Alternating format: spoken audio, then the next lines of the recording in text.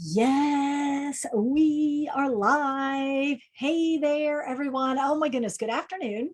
Good morning, depending where you're joining us from. Maybe even a few good Good evenings. evening. Yeah, we got some folks in the good evening time We zone at definitely have Lifecycle some. Insights here. Yeah. Yes, we definitely have some good evening people. All right, we've got people coming in to watch. You are famous. People love to hear a few words from you. So I'm Jennifer Bleam. I am here with Alex Farling with Lifecycle Insights. We're going to talk about life cycle a little bit, but really we're just going to talk about almost a state of the channel. So we want to talk a little bit about the R word. Is there a recession coming? Is there not? How do we weather the recession? And the rest, we have a rough plan. This is really just going to be an unscripted conversation. Every time Alex and I get in the green room, the conversation just flows.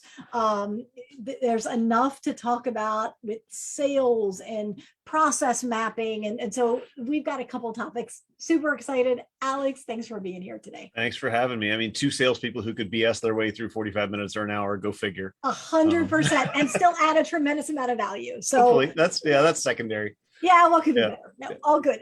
Okay, so let's lead in with recession. That is the undercurrent below a lot of things right now. So what are you seeing, or what do you believe as far as the recession? Are we heading for a recession? Yeah, so I think there's a lot of panic out there. I like to start with don't worry, you didn't build Netflix. You're not that unicorn seeking a $1 billion valuation with a ton of equity cap funding as an MSP. So if you watched some of your vendors who are reacting in a different way than you are, by laying a ton of people off or trying to find a path to profitability or whatever, as an MSP, you're just not that human, right? You hopefully already have profitability, or at least a very short path to profitability, because most of us didn't have $1 million in our pocket when we started this to go figure out how to build an MSP for 3 years before it made us any money, right? So I like to start with, let's not freak out. There are two different kinds of companies in tech. We're way too closely aligned and way too closely following those who took a bunch of private equity capital, are a little worried about when they might be able to make their next raise, who have investors who are saying the economy is not what it used to be, money's no longer free, you have to find a way to profitability.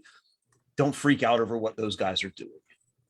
As an MSP, you are essential. You've probably never been more essential than you were today. And I like to think back to 2008, because I bought my IT company for $12,500 in 2004. In 2008, we were a $300,000 a year company. We were really, really small. But coming out of that recession, we had a 45% growth year, followed by a 35% growth year, followed by a pretty good growth year after that. And we literally doubled the size of our company in 2 years and continued to just skyrocket after that. So I think surviving recession builds character, it builds process, it builds strength in a company.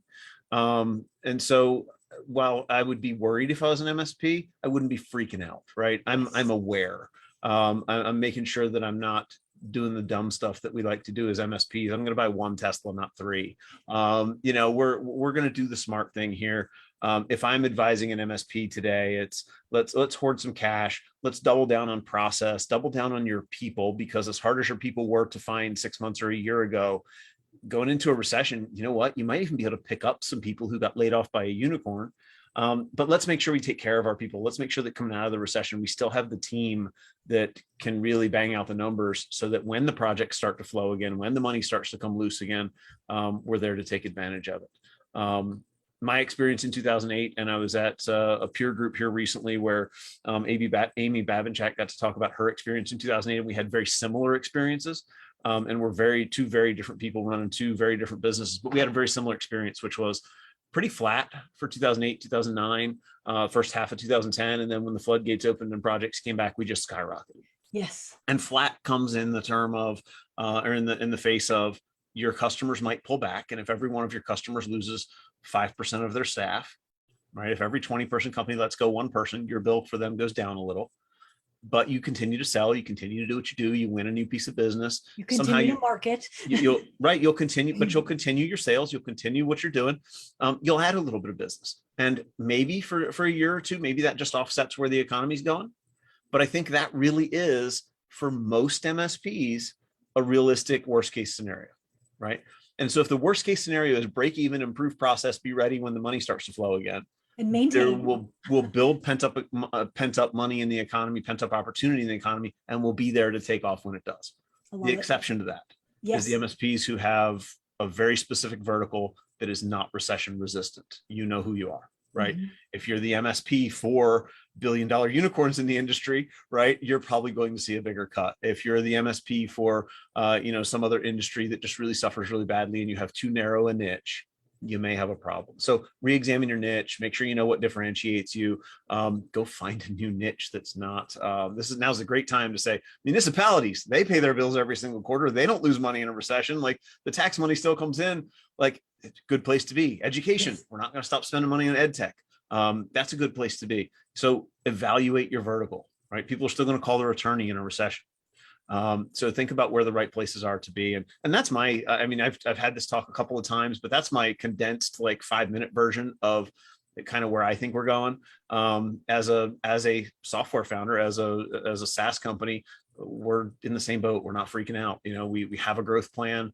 Now is when we execute the plan. If things slow down a little bit, we'll be okay. If things continue to escalate and elevate like they have, then we'll be great. But our goal is to put a piece of software in the hands of as many people as we can during a recession or without, and make sure that we help our partners come out the other side. So for our MSPs, this is about go learn what helps your customer ring the cash register, figure out how to help as many of your customers as you can work their way through a recession and come out the other side still able to ring the cash register and move the business. So Amazing. there's my soapbox moment. No, I love it because it's really reflective of, it's a Zig Ziglar quote, right? If you help enough people get what they want, you'll get what you want. So Yeah. I love that. I think that's great advice to say, be careful. Of course, we're following what the vendors are doing, the larger, like you said, a lot of them are PE backed or even privately backed, and they are starting to lay off. I'm sure more will be coming. And so the danger is, don't get tunnel vision and think that because the large vendors in our space might be laying people off, therefore other companies in the world are, or therefore you must. If I'm a properly staffed MSP, unless something crazy happens and I lose a huge client, I'm not laying off a single human being. Yes. The team that got me this far is the team that's going to get me out of the recession and really have me going gangbusters on the way out. Now, if you have somebody who you were on the fence about, you might have an opportunity here. Yes. I stood at IT Nation one year and listened to Marcus Lemonis, the guy from The Prophet, say, think about every employee you have. And if there's one of them that brings you anxiety, if there's one of them that you can't stand dealing with, or you really wanted to have a conversation with and haven't been able to bring yourself to do it, he says, I challenge you to go home and sit that person down and have the conversation and say, working with you really gives me anxiety and I don't like that. And, I would say if you have that pent up and there's somebody who you have to have the conversation with, now's a good time, because you might actually be able to backfill with a reasonable prospect and improve your human capital at this point. So, and to piggyback on that, if you've got an open spot on your org chart, maybe that you haven't been able to fill, I'm hearing a lot of tech woes. I'm hiring a tech. They decide they don't want to come to work. They want to work remotely. They think 40 hours a week is optional. I'm hearing over and over and over again, tech woes. And then also a challenge of filling the marketing seats. Yeah. I would encourage you to watch these vendors that are laying people off, because you might be able to get some great human capital that already have a great understanding of what it is that MSPs do. So, and watch your customers too, that if you've got one that has a fairly technical on staff person, maybe you're doing supplemental IT for them, or maybe you've just got a prospect who you have a good relationship with. If you see them laying off a tech person and going to an MSP, pick up their tech person, bring that person in-house and utilize them on your team. There's going to be a lot of interesting opportunities there. So I would say get creative with the humans. To that end, I read an article yesterday where Tesla told all their people to come back to work, and they weren't going to allow work from home. And then the company realized they had grown so much in the last couple of quarters that they didn't have enough desks for all their people to come back to. So think about that before you bring everybody back. That's what you call a good challenge. It's a good problem to have. But yeah, I mean, now is not the time either that I would be out investing a huge chunk of money in new real estate, right? Yes. We're living in the office we live in and conserving cash and doing the smart things. Yes. And perhaps you wait another few years for the market to tip and you Yeah. Because it will, right? I met with my Merrill Lynch analyst this morning, and she says, we're through the worst of it. Merrill really believes we're through the worst of it.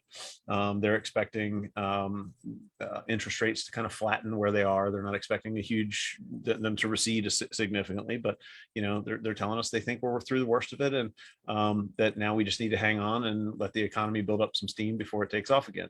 Okay. So I listen to smarter people than me. Yeah. So I want to do a little bit of a pivot. We've been flirting with the topic of vendors. So I want to park on vendors for a minute, because you are a vendor. I'm a vendor. We both also used to wear the MSP hat.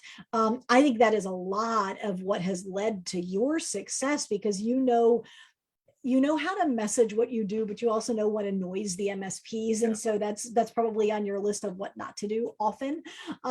So if you were talking to vendors, are there any tips you would give, like what not to do? And then I want to take this in a little bit of a different direction. Well, I think there's two sides to this, right? There's the stuff that we don't do at Lifecycle Insights that we probably should do. We don't cold call. We've done 0 cold calls in 3 years of business. We probably should. I don't like doing it, so I don't manage it, so I don't force anybody else to do it. My business partner feels the same way. So I think what I think you take away from that is there are good and bad ways to grow a business. The best way to grow a business is the way that's authentic to you. We don't cold call because neither one of us likes doing it. We just don't like it. It's just something we don't like to answer the cold calls. We don't like to make the cold calls. So we found other ways to do it. And our answer wasn't, we're going to sacrifice 8% of our growth and say, that's just business we can't go get. We built a different marketing plan. We built a different strategy. We built a go to your customers where they are, instead of calling them at their desk, right? So we're on social media, we're in Facebook, we're in all the Slack channels, we're out at all the events and trying to do the things where our customers are. So, as vendors, I think it's easy to sit in our, in our ivory tower and look at MSPs as a place where we can extract cash.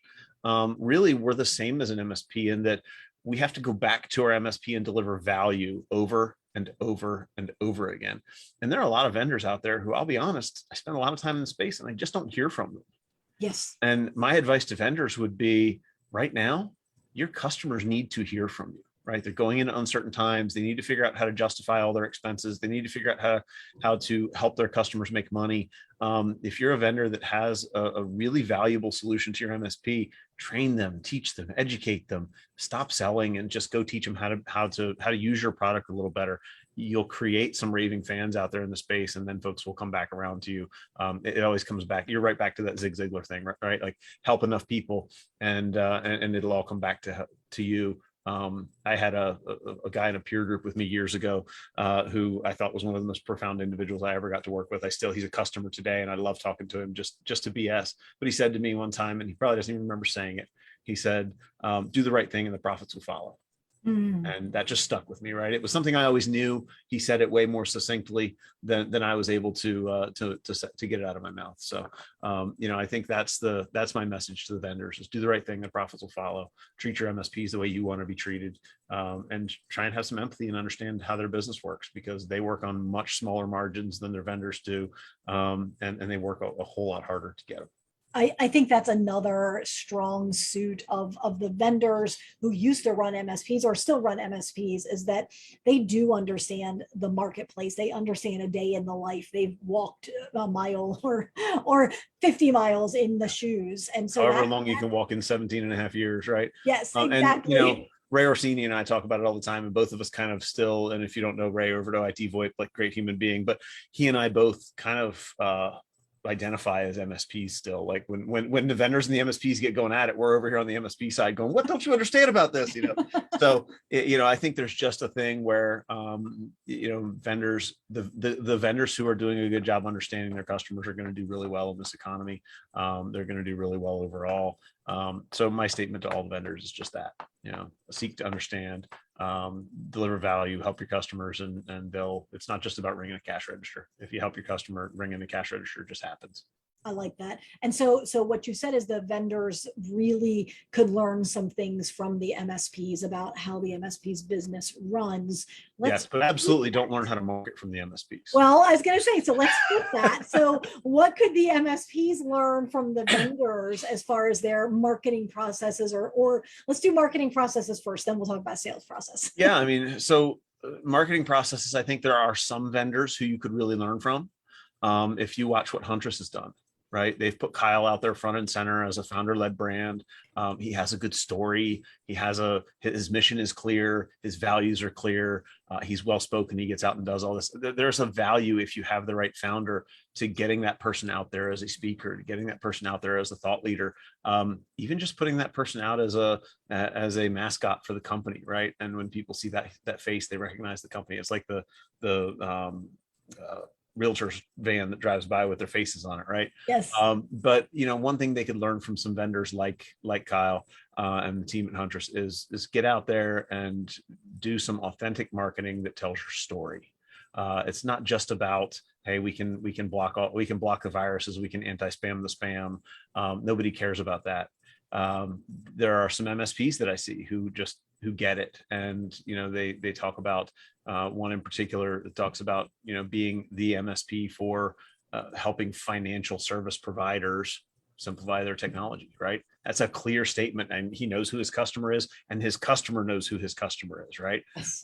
So instead of trying to be everything to everyone, I think MSPs could learn a lot from just being focused on their mission and a problem they're really good at solving. And as MSPs, it's way too easy to go, we fix all things technology, right? I used to tell my customers, if it's fancier than a toaster and you plug it in, you probably should call me first.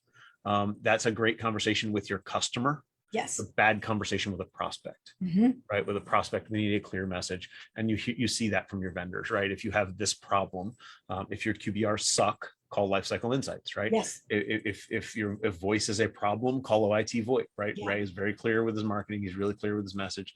And the last is authenticity, right? Be who you are, even if it's not perfect, even if it's not perfectly polished, that's okay. I put my foot in my mouth on a regular basis, but people like to work with us because they know where we stand. Yes. Maybe not because they agree with it, maybe not because they love every feature in the platform, but they know where we stand, why we've built it the way we built it. We're very clear, and we explain that. And one thing that we had chatted about maybe a month or so ago is to be bold. I mean, this concept of going big or going home, and that conversation was on the heels. Green Cloud Defense had dressed up one of their executives. Jonathan went out as Waldo, yeah. Yes, and super transparently, I saw him walking down the hall from behind. I mean, it was probably 20 feet, 30 feet away from him, and I kind of stopped for a minute and I'm like, well, that's unusual. And then I thought, but this is a conference for IT folks. Like I've seen worse. Like there are some odd people in our channel. And then the next day I sat down at breakfast or lunch, and he happened to be at the table, and he was still wearing Waldo. My first thought was, boy, I hope he had more than one Waldo outfit, because if that's the same outfit as yesterday, he was out drinking last night. He's still dressed from yesterday. Whatever. And then I found out it was a marketing campaign, which was brilliant. And so the ability to look at the vendors and say, what are they doing? How are they thinking out of the box? Where are they leveraging seasonality in their marketing? Like Breach Secure now always does the March Madness. They always come up with something very creative for March Madness. Well, maybe you're not into that, but you could do something around the Super Bowl, like swipe and deploy, get inspiration from the vendor's marketing team. I like swipe and deploy. That's awesome. It goes back to the computer programmer thing, right? Don't recreate code that you can steal from something else. Yes, and then you can make it better and look like a rock star. Yeah, and let's be honest. I mean, if you're borrowing content from a vendor in the space, your customers have never seen that.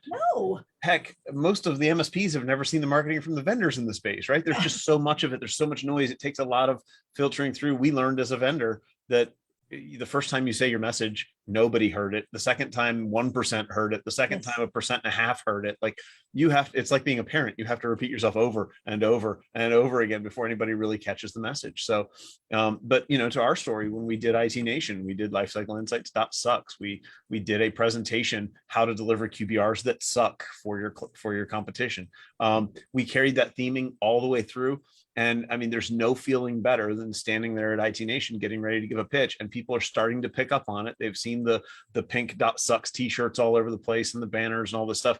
They followed us to this event. We had a room that seated 100. They scanned 158 badges in that room. It was wall to wall, like corner to corner, and all throughout the back. And one friend of mine came up and said, hey, it's obvious this room is going to fill up, and I'm already your customer. I'm going to listen to what you say, but somebody else needs this seat. I'm going to step out. And to realize that, holy crap, this room is going to fill up with people that want to come listen to me. And I have a little bit of imposter syndrome where that's concerned, right? You know, who am I to be having these conversations? But, you know, to have that experience, just because we nailed the marketing, we had some good conversation and delivered well enough on that messaging that people followed us, you know, 400 yards from that room back to the booth. And we had a swamped booth for the next hour and a half while everybody wanted to talk. Was just amazing. But it's about committing yourself to that message. If we had just done, you know, one little landing page or one little poster, it wouldn't have gone anywhere. So we had to do the scannable QR codes, the session topic that matched it. So as your local MSP, like you've got to buy into it. You've got to believe it. You've got to own it. You've got to spend 6 months or a year doing that message, you know, in order for it really to land. You can't just do drive-by marketing and expect it to land. It's just not a thing. And I love that because you're in a crowded marketplace, not just that you have competition, of course. Yeah, we thought we had blue ocean. Like when we started building this, nothing existed that does what we do. Right. And as we're getting ready to go to IT Nation for our first year, our first event, we open up the sponsorship page on IT Nation and see another company and we go, I've never heard of them before. And I thought I knew everybody in this. And we had researched and we went and looked and they're building a very similar platform to ours. And we went, huh, okay. Well, they apparently didn't read the sponsorship page because when we got to IT Nation, we're presenting and I hear a guy walk up behind me and go, well, that's really interesting. And I turn around and here's the founder of this other company who had no idea we existed until we were standing, you know, 100 yards from each other at IT Nation. Interesting. So it's a space that's filled in rapidly, right? Some incumbents like ScalePad have seen that, you know, that they were kind of off target and are shifting and moving this way. You've got, you know, just a ton of products that are all kind of pivoting and looking at the QBR a little different and looking at the things that we're doing and are really coming in this direction. So it used to be a greenfield. Now it's a really crowded space, just like IT. And really what sets us apart at that point is we educate first, we build a sense of community, we exist inside of our community. And, you know, then people come to us as the person to answer those questions. So I love that because you tied it right back in. You're in a crowded marketplace. Maybe I was thinking more from the standpoint of you're fighting for the attention span of IT companies that have a million different things they need to solve. They have a lot of challenges that they have to solve this quarter, and so you're fighting for that. And of course, you have competition. The MSPs have competition, and they are fighting for the attention of their prospects as well. So many synergies. So you went big, you went home, you did a great job at that event. It was really, I was like, it was fun. Lifecycle sucks. Why? Like whatever I'm like, what are they thinking? Let's be clear. That was one of a dozen marketing ideas I've had that didn't make the cutting room floor. Marnie usually throws them all away and goes, no, we can't say that. And it took me weeks to talk them into even buying off that one. But you know, sometimes you gotta go. You walk around the office patting yourself on the back, I hope. Well, I would not be patting myself on the back if they had launched some of the other ones I came up with. Okay. So we'll just we'll go with the average, which is still pretty neutral. Nice. Okay, that's all right. But this is why we have partners, right? So one of them can do the obnoxious stuff, and the other one can go, no, that's not what we do. We can't say that. We need an idea generator and we need a filter. And sometimes, right? So you know, but it's one of those things where you have to pick something that stands out a little bit in order to get people's attention today. Yes. If you followed Wendy's on Twitter 2 years ago, you know, they've since toned it down because they offended somebody and you know, got reeled back in. But if you followed Wendy's on Twitter, they were a perfect example, right? They stood out. Yes. Whoever that person was deserved a huge raise for all the Twitter stuff that went out. That was amazing. I believe they hired a teenager. They wanted someone snarky, and I think they decided to hire a teenager. Well, there you go, MSPs. Hire a teenager to do your marketing. You heard it here first. Jennifer Bleam's idea. You can't possibly go wrong. So there's the idea. Alex is being my filter, which that's a very odd turn of events here. Odd turn of events. All right. So let's shift. I know one of the things that you are is a lifelong learner. Like you're always digging into a topic or a book or subject matter to just elevate yourself, which I love. So I like the way you phrase it way better than my fiance does, because she says your brain is broken and you can't drive by a problem without trying to fix it. And she's not wrong, but yes, I like your story way better. We'll yes, yeah, you're a lifelong learner. It's not that anything is broken. So tell me either what you're reading right now or what's next in queue. Yeah, so I'm actually working through 2 books right now because I have ADD, and I picked this one up. It's actually right here on my desk. Cyber Defense Matrix by Sunil Yu. This is every IT nerd every MSP owner should read this book. It is fantastic. He was one of the keynote speakers at Right of Boom conference this year. He's absolutely fantastic and just a great, nice human being. Like, he shook your hand and stood around and talked to you. But he talks a lot about how to square the circle of compliance frameworks versus the tools you have to buy versus budget, and how to allocate it all, and how to figure it all out. And it's just very well authored, very well thought through. The matrix that he builds is just common sense. And I think everybody needs to. Frameworks are hard. Let's be honest. And I'm just a dumb sales guy, so maybe for some of the IT guys on here, they're not as hard. For me, frameworks were hard. He helps kind of make some sense out of frameworks and how they not only solve for the technology problem, but for the business problem, and how to help your customer get that far through that conversation. So you did not know this, but your frameworks is a perfect lead-in. So the 2 books I am getting ready to read or skim, this is one of them, Mental Models, and the other one is Da Vinci and the 40 Answers. Okay, and I don't know either of these. They are based on frameworks or models for solving problems. And each author swears that you can solve any problem in business using their books. I think it's ironic that one has 30 and one has 40. Well, it makes a way better book. If right. you promise you can solve something, than if you go, you can solve 2 problems with my model, but all the rest are out the window, right? But someone recommended this to me because I think all of our brains, like we can say, here's the problem I'm trying to solve, and then we just spin in circles, like we just wrap ourselves around the axle trying to solve it.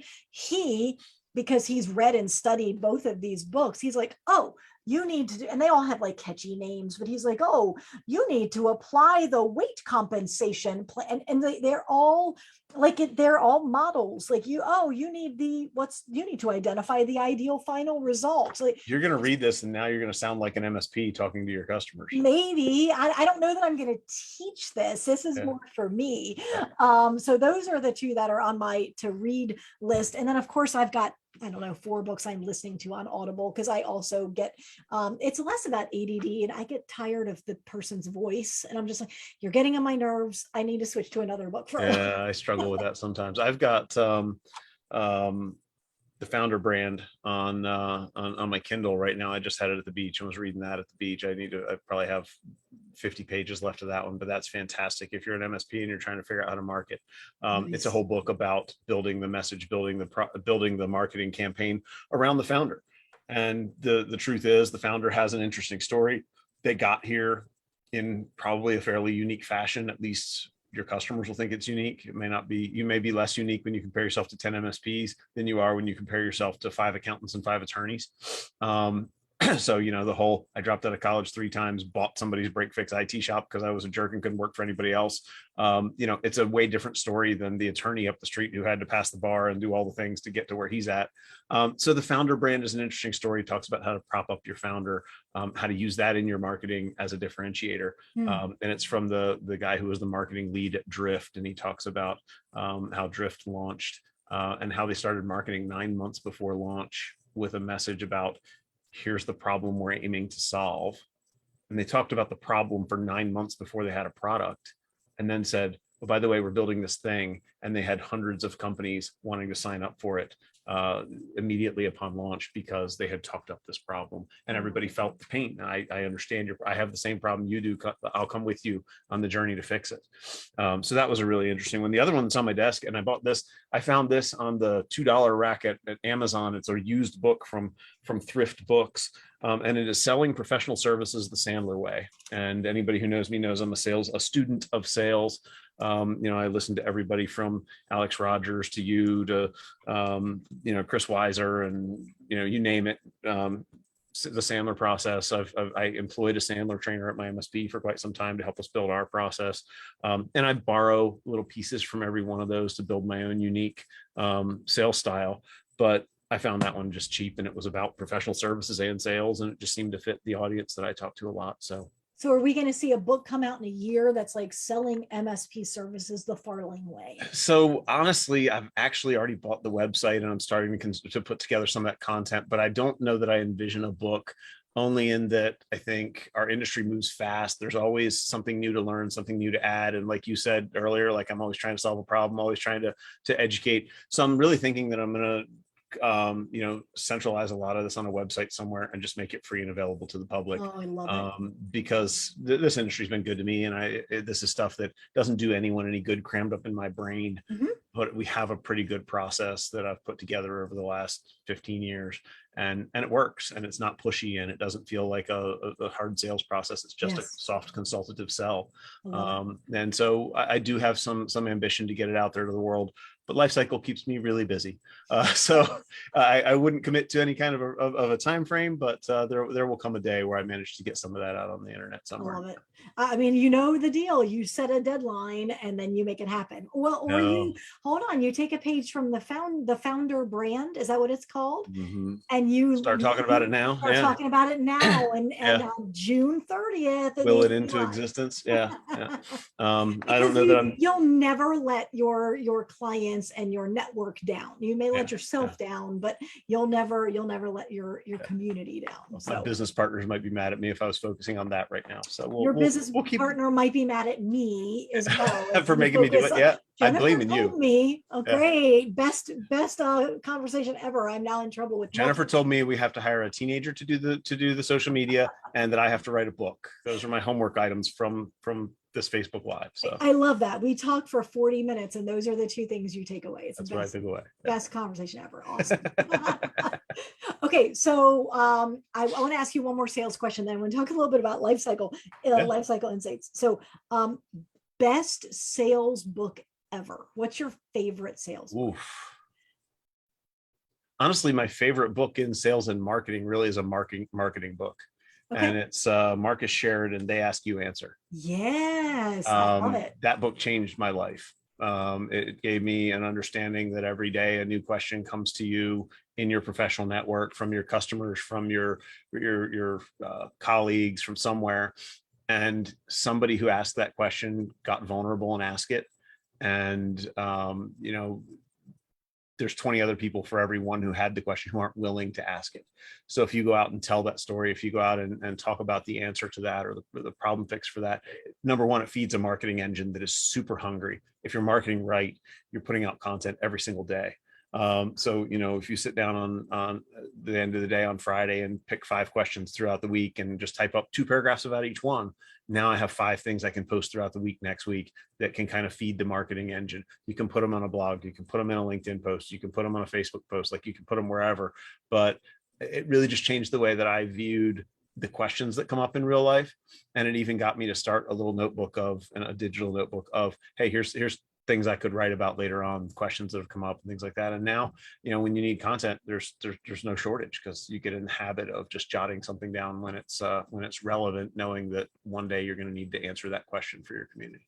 So I just want to reiterate something that you said, maybe speak a little bit of truth into your world. So when you said, I have the domain, I'm thinking about taking everything that's in my head, I just want to give it away for free, I immediately thought of that book, They Ask You Answer, because that's the epitome. I mean, yes, technically it is then, if you follow the framework, the goal is that becomes positioning you as an expert to sell something down the road. And perhaps that's your intent, but that is very much the concept of They Ask You Answer. So I love it. I think we've been lucky enough to put me front and center in an industry that enough people know my name now that I don't have to do that to get a name. Yes. But I really would like to do it just so that, because I see sales as something MSPs struggle with. Like they're very great problem solvers, this is a problem that they struggle with still. And Yes. if it's something that I can get back and help with, it's something I enjoy. I love the light bulb moment when an MSP goes, I get it now. I can do this. So I'll do anything to kind of help that. I've given more free sales consultations that I'm proud of, that were supposed to be Lifecycle Insights demos, right? You know, if you get to talking to somebody and they go, I could never say that. Well, why not? Let's talk about how you get there. Okay. Not Yes. authentic to you. Let's talk about how you can get the same information in an authentic way yourself. And then 100%. somebody goes, you should be a sales coach. Can I hire you? I'm like, I have a full-time job. Somebody would be really upset if I stopped showing up. But Yes. you know, it's a passion. That's awesome. This is a passion project for me. I don't care what I get out of it. It'll literally just be getting some of the stuff that's crammed in my head onto paper somewhere. Amazing. I love it. Okay. So Lifecycle Insights. So first of all, give us 2 or 3 sentences about the solution. There's always, I'm sure there's someone that hasn't looked into it. So what is it? What do you do? We're really the solution that was built for my MSP and for the MSP space to solve for that problem of a lot of desperate data points scattered throughout all your different tools and not being able to bring them together and present them to a client in a way that walks them through the sales cycle to give you a yes. I always talk about giving your customer permission to say yes. We've spent a lot of time extracting data out of your tools, putting data together in certain orders so that when you go to give a quarterly business review or when you go to have a sales meeting with a customer or a prospect, you're literally just presenting them the information and enabling them to say yes, giving them permission to say yes, so that they can just walk along and say, I understand where you're going here, take my money. And so that's really what we work towards. We work towards a quarterly business review that's strategic as opposed to tactical, that really delves into fancy things like budgets and long-term strategic roadmaps and risk assessments, instead of here's all the patches I did for you, here's all the antiviruses I deployed and all the other things that we've done as MSPs. So it's way more than 2 sentences, but we're trying hard to solve that customer relationship problem that is, hey, Mr. Customer, I need you to come to a QBR, and the customer goes, oh, not again. You're just here to sell me something, aren't you? Right. 100%. And we want that conversation to be dead and gone, and we want the MSP to help, or we want to help the MSP kind of elevate their value, especially going into a recession, so that as they come out, they're really that strategic advisor that the customer couldn't have done without. Okay, so spill the beans. What's coming down the pike? What's new? Yeah, so we got a lot of cool stuff coming. We actually, I haven't mentioned any of this anywhere else. We literally had a leadership meeting 5 hours ago, 6 hours ago, and talked through some of this. We have several great new integrations coming, and a big improvement on a current integration. So today we pull data from ConnectWise Manage, from Autotask, from Synchro, from Halo, and from IT Glue. And they're kind of the standout. They're the only one that's not a PSA. So IT Glue is a unique product. Everybody kind of who uses it understands that. They have this thing called a flexible asset. We're about to launch flexible asset mapping for IT Glue, which will mean if you have a vendor in IT Glue as a flexible asset, we'll let you map all the fields correctly into our tool and then bring that vendor over into our tool. So we can bring that contract over into our tool, or we can bring a weirdly documented asset over into our tool, something that wasn't a traditional, here's the box that IT Glue created assets in. And so we're going to be launching that functionality that will lead to access to some other platforms, because we're building the backend plumbing for that. That'll get us the ability to do some other integrations down the road. So more to be announced along that road as we do it. But sometime next week, that function should roll out. As should, we've got a little bit of a delay on these other 2. We'll see how quickly they get out. We're going to be expanding our solution to provide reporting on SaaS applications. So, when you're talking to a customer at a QBR, it's nice to be able to say, hey, these are the SaaS applications that are being used by your organization. This is where your data's moving about in the cloud that you don't see it. There's some vendors out there that have great visibility into that kind of stuff. We're going to be integrating with several of those vendors over the next couple of weeks, so that we can pull reporting out of those platforms and start to digest that data, bring it into our other reports, and make it actionable. So we'll see Augment and SaaS Leo pop up on our integrations list here in the next couple of days. And then for probably late Q3, early Q4, we're going to do another security awareness training integration. We'll be integrating with Fin. in cybersecurity. So if you Nice. know those guys, where you're going to be seeing them pop up in our platform. So lots of little integrations, a lot of tweaks and updates here and there, but some really cool stuff with some really great startups and some really, really powerful companies in the space that are going to give more information, more data points to our customers as they start to go have those conversations with their Oh, customers. I'm so glad I asked that question. So many good things coming down the pike. I Yeah, love it. yeah. Amazing, amazing. Okay, so if someone wants to reach out to you, I know you're, I mean, maybe not the founder brand, but you're everywhere. So I think you're easy to find, but what's the best way to reach out to the team? Yeah, you can find me on LinkedIn. There's only so many Alex Farlings on the planet. I promise you, it's a non-zero number, but just barely. And then you can reach me at my email, alex.farling@lifecycleinsights.io. Amazing. So, thank you so much for your time. yeah, What a always fun appreciate it. conversation. Yep. Thank you. Absolutely. Have a good one. We'll talk soon. Okay. Bye-bye.